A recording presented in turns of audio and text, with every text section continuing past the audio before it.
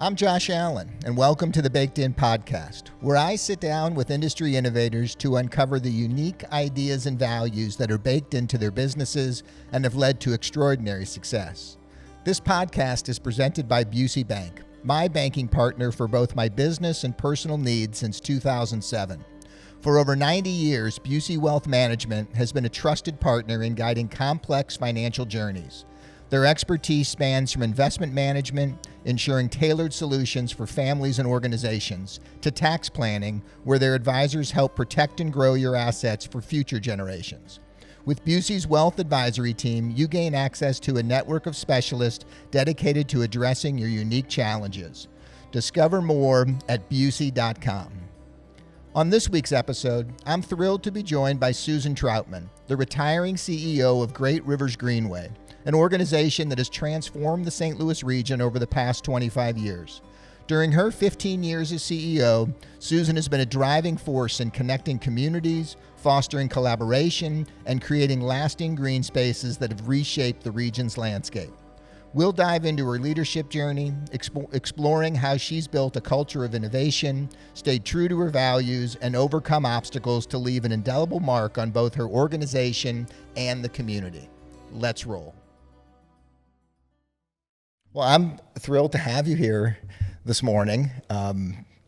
I really would love to take a couple of minutes to really kind of talk about some of the things that haven't been talked about in all the wonderful articles that have been written since you announced your retirement. And I had Ruth Kim on not too long ago who talked about rewirement as opposed to retirement. So obviously, as she thought about it, she stayed incredibly active and has a lot of stuff going on. But are there things about retirement that scare you?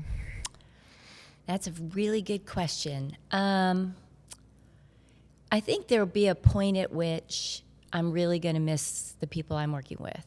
And not a point, but that sort of separation from the team and the board and all of our amazing partners, I'm sure that will hit me. But on the flip side, I have a lot to look forward to. So I'm at peace with the decision. Okay. Well, these conversations for me generally are pretty selfish. So as I start to, I just turned 56 yesterday, 2 days ago. Okay. So it's sort of, I think 55 was the big number for me that sort of changed. It felt like I was on the other side of a career path for some reason. I'm not sure why it hit me that way, but so I start to think about what that end looks like, or if there's an end, or how there's an end. Yeah, so I don't know if you knew Tom Irwin. He used to be the executive director of Civic Progress. Okay. Tom and I worked closely together on the passage of Prop P and then stayed friends. And when he retired, I said to him, "How do you know?" And he said, "Oh, you'll know. You won't want to do it anymore." And at the time, I'm like, can't imagine that, right? Now I do. Like I feel like I've done all the things that I've set out to do, and I'm weary. And I want to have time with my family, which you hear a lot when people say they want to retire. But that's a real thing. Was it a moment in time where you knew, like when he said you would know? Did you wake up one morning and know? Did something happen that you knew? Yeah, kind of. I knew it was coming. I could feel it was coming, and I think people would be surprised how difficult this kind of work is. Sure. But truthfully, we spent Father's Day in the ER with my husband. That was it. Okay. I was like, he's older than I am. My daughter especially has been wanting me to retire. And I'm like, I have to go. And I wasn't really thinking it would be this year because I have more things I wanted to accomplish, of course. But, that never ends. You're always striving to do more, to create more, to finish things. And, this is the kind of job where it's legacy work. We're in this for 100 years. So I'm really never going to finish. What is that mindset like? I mean, obviously I'm in the manufacturing business. So, we start a mixer every day. We've got to make this bread, start to finish and then get it out. And yes, we're working on orders that are 2 and 3 and 4 weeks in advance, but but the older I get, you start to think about, what's the sustainability or viability of a company, but it's certainly not that kind of duration. Was that something that you had to learn to think about? Because you've always been in Parks and Rec. We talked right before we started. Yeah. You were part of the Clayton Center and the Lodge in De Pere. And so those were projects, right, that had a definitive end. They finished, right? And then they took on a new life. I mean, that's the thing about building a massive recreation center. One day you unlock the door and it's filled with people, which is the goal. And so it continues its own life. When I came to Great Rivers Greenway, just beginning to understand the work in and of itself, the idea of building trails and greenways across the region, like the vision is so big and so bold, it's going to take, 50 years maybe just to build it out. But a greenway or even a park is constantly evolving. You're constantly looking at how it's providing for people and how people are responding to it and adjusting. So even the ones that are built, we've had to go back and make adjustments. And I've always said when I took the job, I want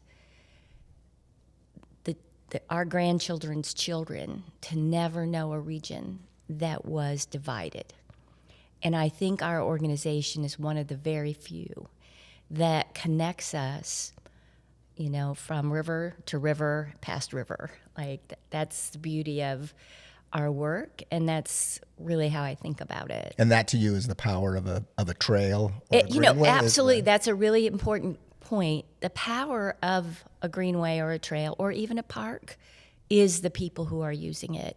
And nothing said that more than COVID. Sure. It was really profound for us, just to see how important those spaces were. So kind of reflecting on your 15 years as CEO there, is there a particular leadership lesson that maybe you learned the hard way that's made you a better leader? Well, I always learn things the hard way at times, but first of all, let me just say I am very fortunate in my life. I've always been in parks and open space, and I've always had wonderful mentors. And earlier in my career, I had a mentor who said to me, always do what's right, always be the best at what you do. And he used the term, remember the force, because Star was big at that time. That's how old I am. But the point it's still big now. Yeah, well, it is. But the point of the force is that there's a power greater than you are, and you have to lean into that. And it's been incredibly important all through my career. It doesn't matter where I've worked, but the team at Great Rivers Greenway is extraordinary, and it is the people who make up that team that are like, that's the legacy piece, right? Like, they've got the vision, they've got the passion, and my job is to make sure they have the resources and the support they need to do their work. And I'm a huge believer in letting people grow, but also challenging people, right? Like, is this the best we could do? Could we do more? So we are in a constant state of change. Yeah, which is, it's hard to let that go, especially when you have a vision or the organization has a vision. And you mentioned it. I mean, once you turn something on, once you open the door, once you open the trail, it starts to evolve and change. And as a transformative leader, how do you balance that vision for what you think it should be or what you believe that it can be with the public's reaction to it or sort of how it gets used or appreciated, by everybody that's going into that space? So the most important thing for us at Great Rivers Greenway is staying focused on the work that we do. And, there are often times when people want us to take on more because we're really good at what we do. But, even now we're doing economic development work in partnership with others in North City. We are not an economic development agency. And so figuring out how to do that with the goal of catalyzing other people to help has been really important. But the balancing act happens when we we're focused on building greenways. And what is it we need to do to make the Greenway successful? And it may or may not be entirely in our lane, but we don't stray too far from that. Sure. I mean, I think you're referring to the Brick Line and what's happening in North City. And it's interesting because the more, as I read about it, it's about developing the area around the Brick Line. Exactly. And I'm assuming, I'll ask, that's somewhat new to the work that you've done. It's because absolutely. Many of the trails that you've done, whether it's Grant's Trail or things, are just sort of these wonderful community spaces that people can use. But there really wasn't an expectation, I don't think, of businesses and community connection kind of coming up around that. They just happen to be. Well, I guess I should ask, or is the Brick Line unique to that? In the respect, well, let me pause. Every greenway has an economic impact. The Brick Line is unique in that we are making a very concerted effort. The economic development is part of the vision because we're looking to catalyze growth in St. Louis. So that means attracting talent. It means creating places where people want to live, where maybe they don't want to live right now. And that was spawned from other cities around the nation, the Atlanta Beltline, the Indy Cultural Trail, the Chicago 606. I could go on and on. There are dozens and dozens. And just for folks who may not know, the Brick Line is going to connect Forest Park to the river, to the Arch, and Tower Grove to Fairground. To Fairground. And then there's another loop in it. So it's about 17 neighborhoods.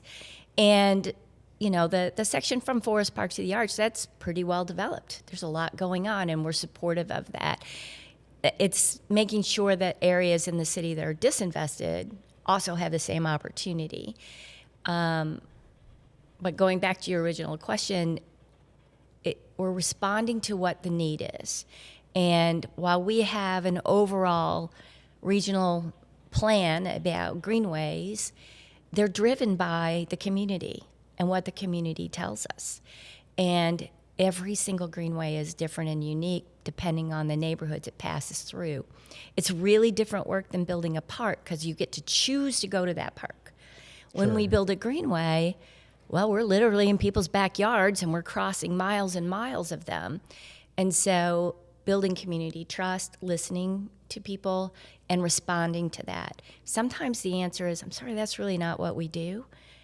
But most of the time, you know, we've done a really good job of putting sort of what is a greenway education together so that when we go into a community that's not as familiar, we can explain to them how a greenway is built. I laugh sometimes. People are like, well, just go lay some asphalt. It's like, it doesn't really work that way. You know, people own that property and it's infrastructure and it's way more complicated than people think. How much has the Brick Line challenged your team or forced you to expand or change the team versus what you're doing? A lot. I'm going to pause a second and add in there what really flipped our switch, made us be bigger than we were, was the City Arch River project. The Brick Line Greenway is sort of the next generation, right? After something like City Arch River, where you've proved that you can do, you know, $150 million worth of infrastructure. But the Brick Line is also unique in that so many different partners came to us, and this is leaning into a vision called Shoto Greenway, originally just a connection from Forest Park to the Arch, and that's what started the Brick Line. It's the first time in my life I've been involved in a project with no opposition, in large part because of the depth of community engagement we have done, but responding to that, like really listening. So as you begin to see the Brick Line unfold, it's under construction on Market. We're getting ready to break ground on North Grand here in 2 weeks. It's going to feel different because the Brick Line, the trail is going to look the same, but the work around it, what's next to it, will be unique. Do you think the no opposition is a function of your maturity as a leader in the way in which you and the organization presented it, or do you think it's truly a transformative project that just doesn't have any? I mean, it seems like... It's a good question. Let me answer this by going back to saying, did I learn things the hard way? City Arch River, I learned the hard way. It was an incredibly difficult, challenging project with partners who weren't necessarily on board initially. It wasn't something the Park Service came to us and said, hey, we want you to redevelop the Arch Grounds. We went to them. But I learned a lot about, frankly, language, and that when you're listening to people, you often have what you have in your own mind about what a word means. Mm-hmm. And it means entirely something else to someone else. Even the word program, or, just simple things that the word partnership. I realized that what that meant for Great Rivers Greenway wasn't what that meant for the Park Service. So fast forward, after that, well, I decided we weren't going to have that kind of angst anymore. We're just not going to go there. And so just sort of relaxing a little bit and listening a whole lot deeper, that was the lesson, right? And so, we have an amazing community engagement staff. Shaughnessy Daniels leads that. And the first thing she said to me when she got here and we started the brick line, she's like, we have to be on the ground. I had no idea what on the ground meant. But it means we meet people where they're at, in the bus stops, in the cafes, online. I mean, just so many different ways. It's not like you hold a public open house and people show up, because quite frankly, the people who show up for a public open house have their own vested interest in an outcome, right? So that's fine. We want to hear that. But what we really want to hear is, why don't you want the project? What are you afraid of? What concerns you? Those answers help us to be a stronger organization and to do the right thing. And so I think we dug really, really deep, and we did that intentionally, just so that we got it right. What's your approach to making tough decisions in these kind of situations when there's no clear right or wrong answer? That's a great question, because the brick line in particular wasn't entirely clear, particularly because we had not worked in the neighborhoods in North City that we're working in now. Again, it goes back to listening. And what happens is you're listening to people over time, you'll hear the same thing over and over. There'll be a pattern to what people are telling you, and then you know where you're supposed to go. You know what is the right thing. And we sort of do it in layers, so we started out at a high level listening, and then as we get closer, we dig deeper into the neighborhood and to individual blocks, sometimes going door to door, talking to businesses, and that drives where we're going, how it looks, how it feels, what the next thing is. What excites that part of the community the most about the project that surprised you?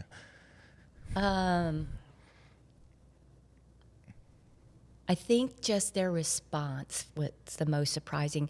When we first went into, we're working in Covenant Blue Grand Center, Jeff Vanderloo, St. Louis Place neighborhoods, in and around Fairground Park, there was a lot of anger.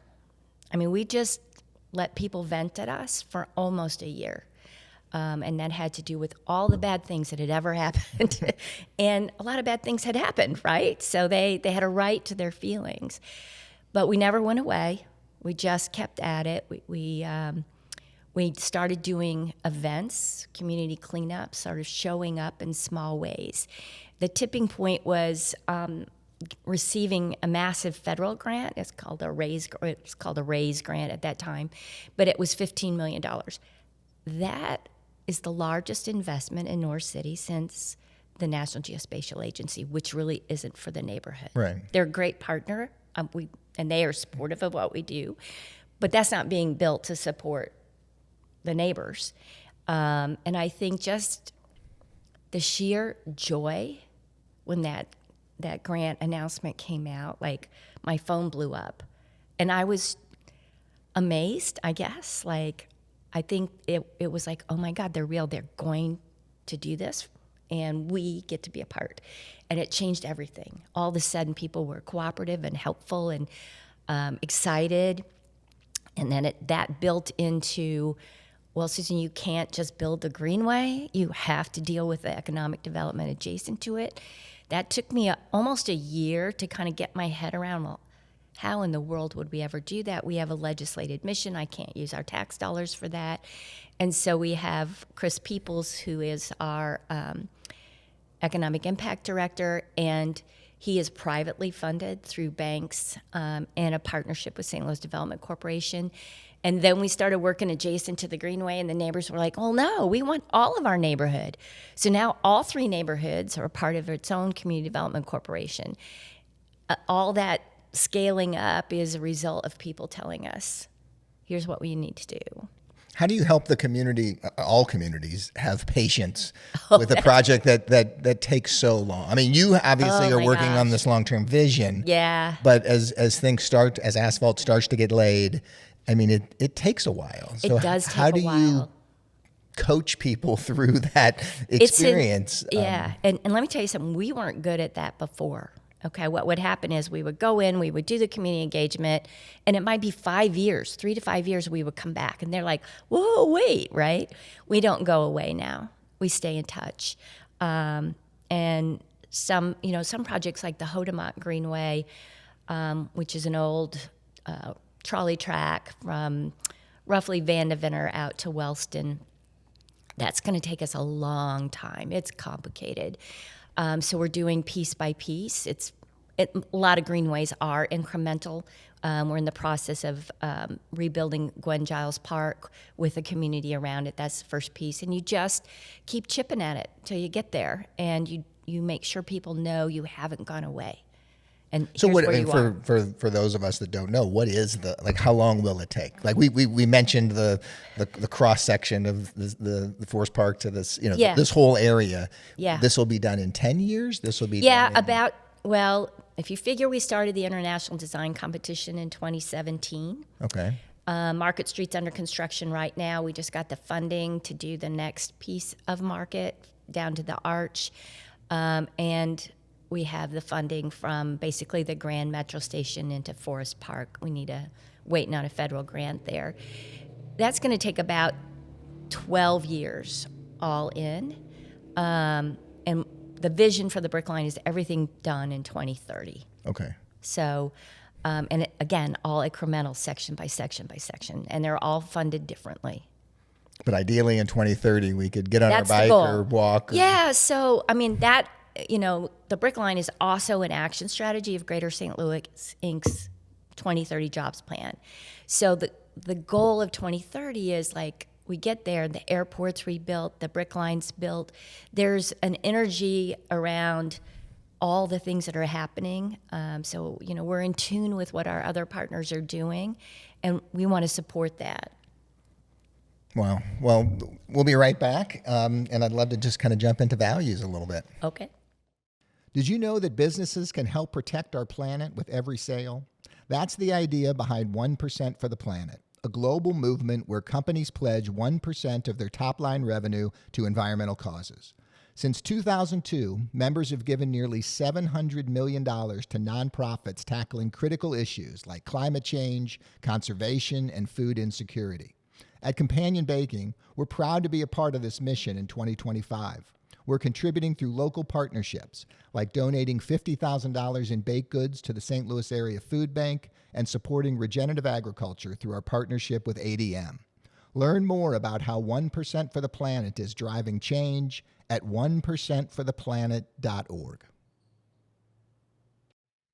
What about values as we sort of think about that, and how do you are there defined values for GRG, and how do you ensure that those values are rooted in every project that you take on?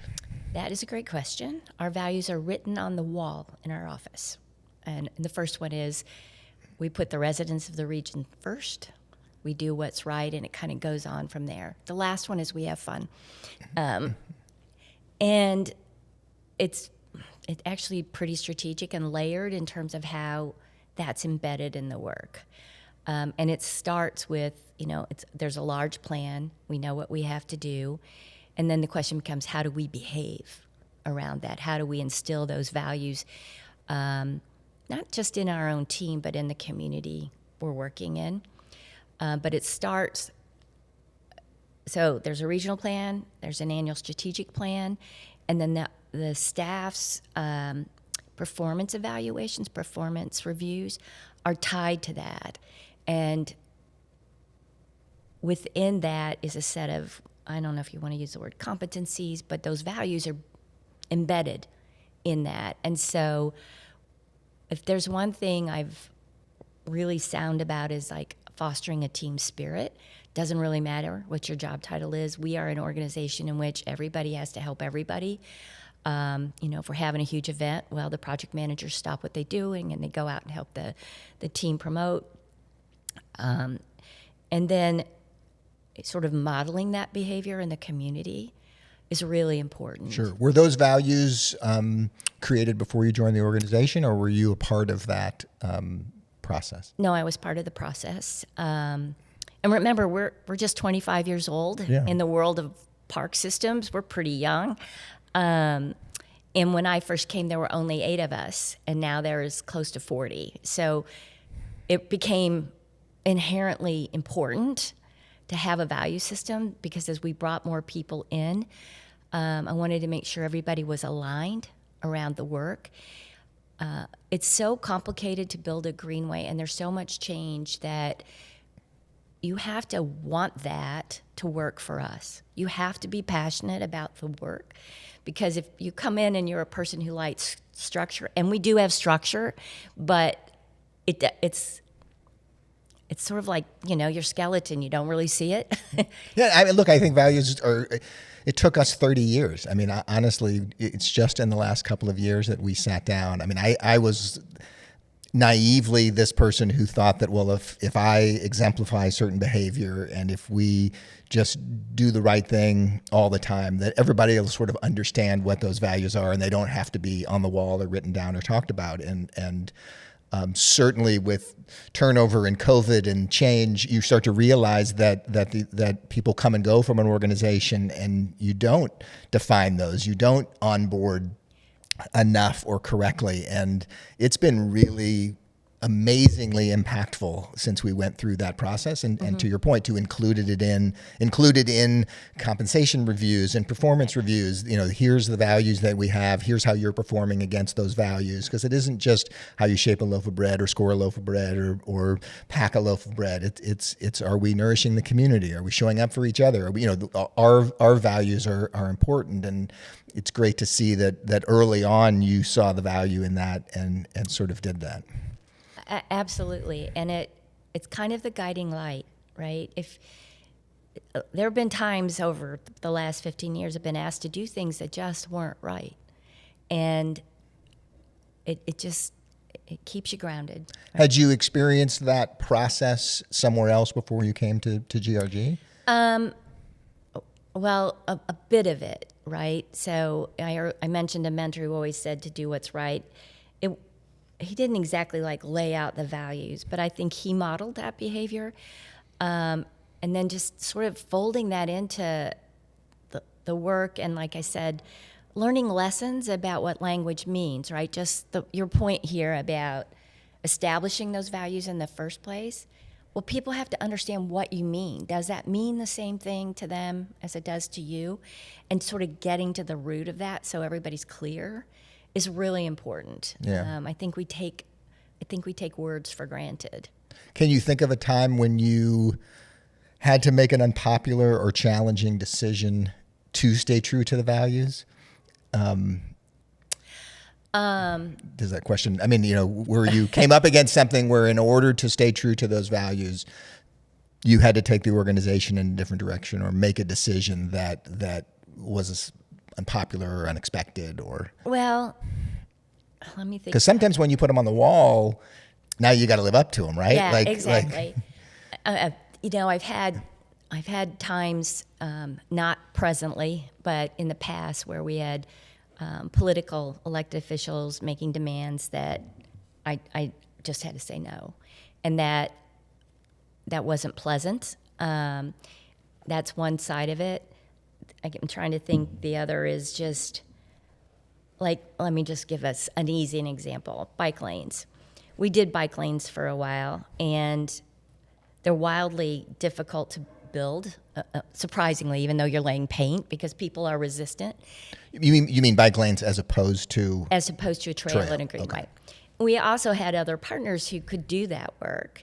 But a lot of folks got angry because we decided we are going to build greenways. You asked me earlier, sort of staying true to yourself. Well, we build greenways. We're not building bike lanes. That's a piece. The other thing is just simple things like laying asphalt in areas that are sensitive in the environment. There's a lot of people who think we shouldn't create access, for instance, along rivers. They just want to leave the river there. Well, we were created to give you access to nature. So trying to find that balance at times is really challenging. Sure, and to do it in a responsible way. Exactly.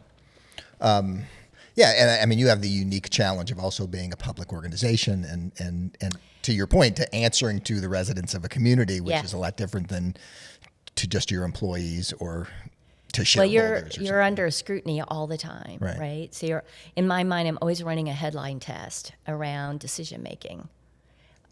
Is this the right thing? Does it feel right? How's that gonna play out, right? So you have to think through not just the current decision, but how it plays out over time. What about culture? When you think about building a collaborative culture, and I mean, you mentioned, just getting out of your folks' way and giving them the resources they need to be successful. How much energy are you spending kind of creating that culture and fostering it? Probably all my energy, right? And ultimately, because if I don't have a place where people feel like they're welcome and they're included and they're supported and they have the resources they need, or they come to me with a problem and I can't solve it, then we don't have an organization that's going to get the work done. That being said, I'm not always warm and fuzzy. I mean, I can be difficult too. And, the staff sometimes will want to do things and I'm like, we're not going to do that. It's not either in keeping with the work that we do, or it will sort of unbalance the organization. I don't know how to use the other word, but you can't make personnel decisions based on what people need personally. You have to make them for the entire organization so that everybody fits in and it all is balanced. And I think people have to learn that. And young staff in particular take more time, just, helping them understand what the listening means, how it all evolves, just education. What about balancing, going back to your word balance, like the idea of like risk and innovation in urban planning and what's in a very conservative city and conservative environment in terms of that. How do you, and giving your people that opportunity to take risk and innovate when you're doing something like what you do? So I'm a huge believer in calculated risk, and that's part of the constant change. You don't want to do something that tips you over the edge and you fail. I mean, failing at a certain level is a learning opportunity, but I think, and I'm pretty sure, that my board of directors, when they hired me, never envisioned City Arch River, never envisioned the brick line. At that time, we were just out there building trails and greenways, and we were a little organization that could. And so when you think about, for instance, when we were asked to support Proposition P, which was a second sales tax that provided the public funding for the arch ground renovation, but also, in the end, doubled our income and provided funding for parks across the region. The early part of that conversation was, well, we want you all to just do the tax and it all goes to the arch ground. Well, that didn't really sit very well because then we would never be able to go back for a tax. And I also had a pretty strong understanding with my own background in municipal parks and recreation that in order to get everyone in and involved in voting, that tax would need to be shared. And so we got that done in St. Louis City and County. And that was, while it seems kind of small to pass a tax, that was a tipping point. Not only for us, it doubled our income.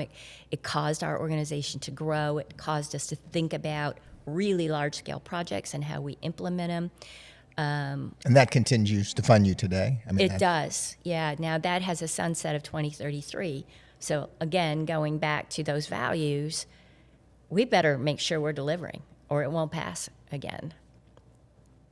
So was that the most significant obstacle that you faced, or the biggest challenge that you faced during your tenure? That's a really great question. It was one of them, yeah, for sure. What's another one? Just, learning to understand how the federal government works, and talk about timing right now. But I'm not dealing with any of this.